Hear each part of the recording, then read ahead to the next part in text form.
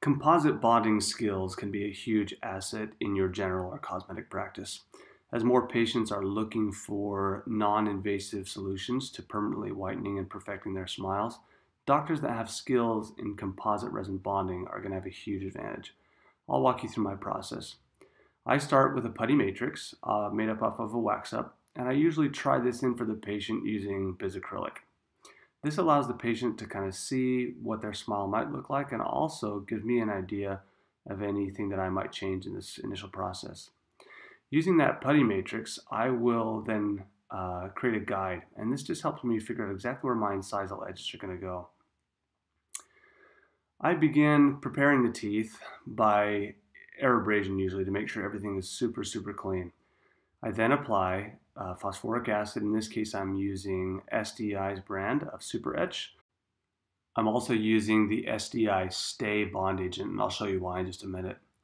The Super Etch is really easy to see and also really easy to clean off, and it doesn't come off too goopy, so I like that for that reason. You'll also notice I've only done the incisal edges. There's a reason for that as well. Watch the Stay adhesive go on. You see how it has such a low viscosity that it just flows everywhere.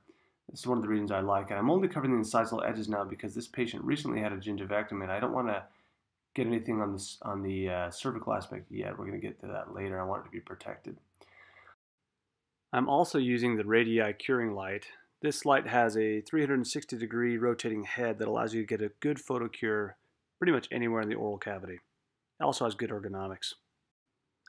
For composites, I've chosen to use Aura E1. E1 is the brightest of the 3 enamel shades that SDI offers in the Aura line, and I'm using this composite to gently be pressed down into my putty mold. I've chosen this shade because it's a younger patient. It's going to be quite bright and a bit translucent at the incisal edge. After I've got it into the mold, I'll gently shape it with my instruments until I feel like all my embrasures and my incisal edge are precisely where I'd want them to be.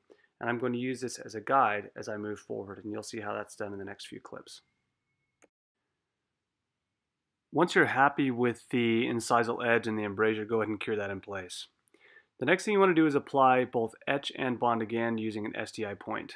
SDI points are very good because of the high quality bristles that are on these brushes. I don't know if you've ever had a bristle come off in your restoration, but it's very frustrating when you're using a low quality brush to have a bristle get in there. These are high quality bristles. They'll spread things evenly and get everything in the right position.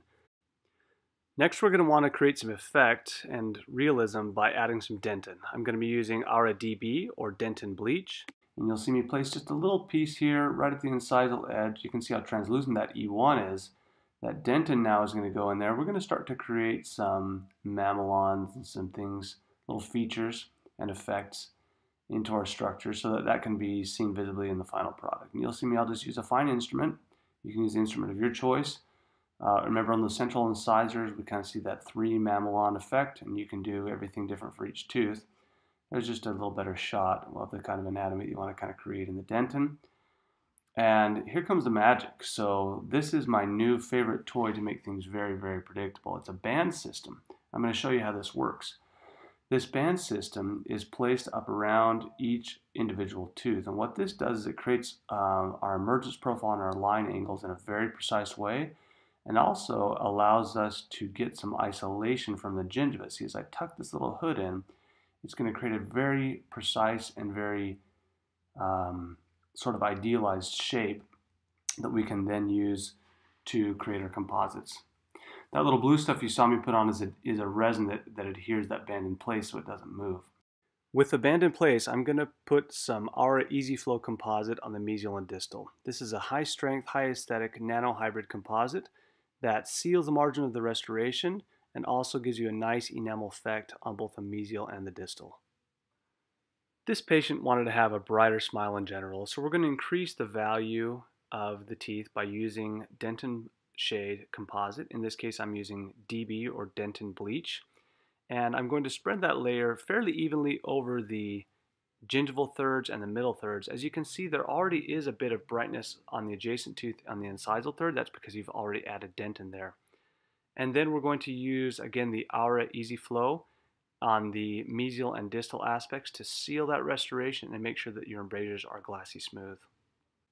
After we've cured the dentin layer, it is now time to add an enamel layer. The enamel layer is designed to not be more than half a millimeter thick, and this is for the best optical properties. That's the way SDI engineers have created this enamel. We're using the indiqué anterior matrix system, and so we're going to just plug this up, this enamel shade up underneath that band, and then we're going to go back and smooth it out to the proper thickness with different instruments. We can also do that a bit in the polishing stage, but the indiqué band system allows us to do this with remarkable precision and with a lot of predictability. But again, half a millimeter thick on the enamel layer.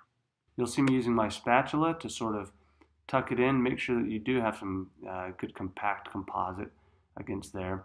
And then finally, I put a little bead of flowable, just a small bead, not much, and I'll just run over it with a bristle brush. You can see the bristles going that direction. Just gently touch that up with flowable and give it a cure. And what you're going to find is that tooth is going to be actually in almost an ideal shape. Repeat the same thing on the other side. Now that you've got your bands in place and they're a little more sturdy, you can kind of tuck it out of the way there and give yourself a little more visibility. Go ahead and take your spatula and add your dentin layer. This is to increase the value of this patient's smile. We're trying to make things brighter here in this case.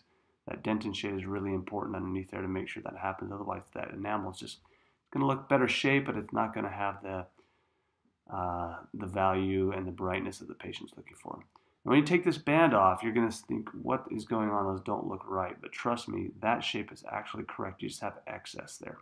And that's because, again, we've been putting flowable and tucking that composite using the band system in between. But if you just take a red striped diamond and you'll be able to easily see where the excess is. Just take off the excess, use a disc, and start touching up the embrasures the way that you see fit. In this case, I'm going to round things off just a little bit. But as you start doing this, you're going to start to see that there's actually tremendous symmetry there. And I'll show you that in the final photos. The touch-up is very minimal when you use this band system. It just gets things so close that you don't spend, hours per tooth trying to make everything, trying to make all the line angles perfect.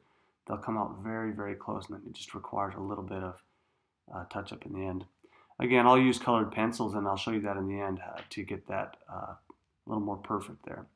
We repeat the same process. I always start in the central incisors and go back. But you can see I've got my lateral in place there already, and I'm touching up the canine at this point, just moving from the center back. Again, same formula. Just put about 1 millimeter of composite overall. That means that you're going to split the difference between the dentin and the enamel shade. Maybe half a millimeter of each, maybe a little thicker on dentin if you want to increase the value more, or a little thicker on enamel if you want to have a little more translucency and opalescence.